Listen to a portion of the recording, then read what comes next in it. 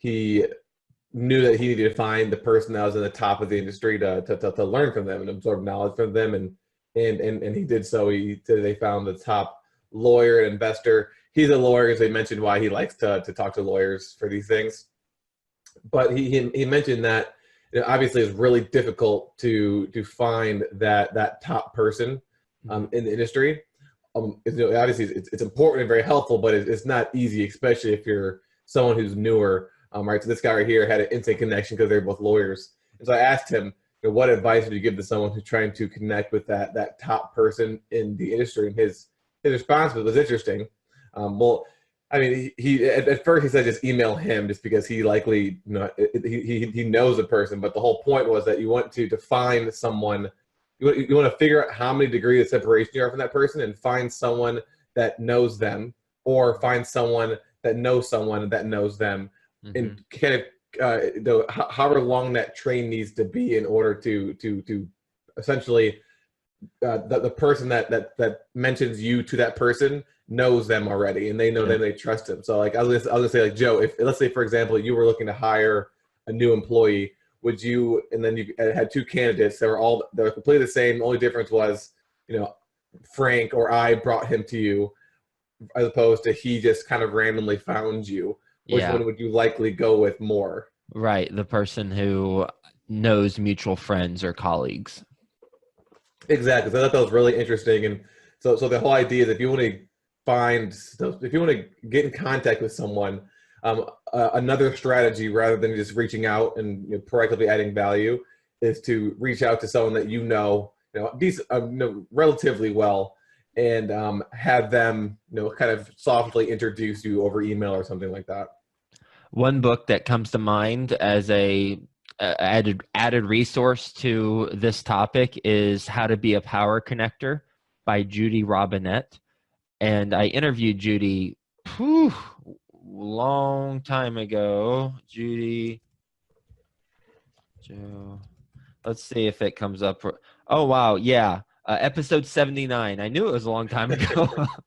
How to Meet Mark Cuban. It says something like that on the title. Episode 79. Yes, 79.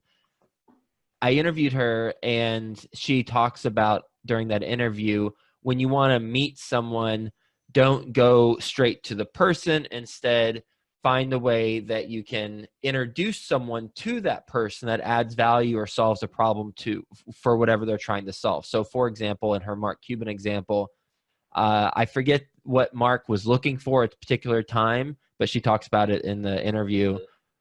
But she found someone who was in that field, and she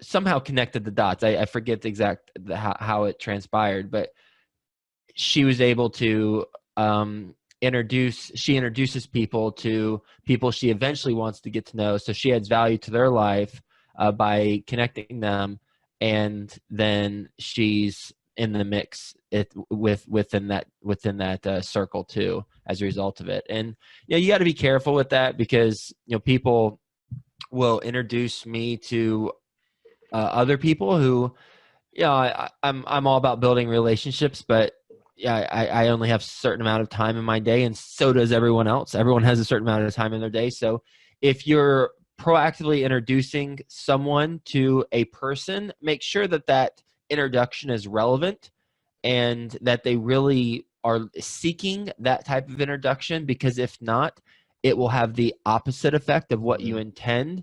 You'll actually turn the person off because they're like, oh man, you just did an introduction to someone who I'm sure they're a great person, but it's just not relevant for me at this point in time, or perhaps ever.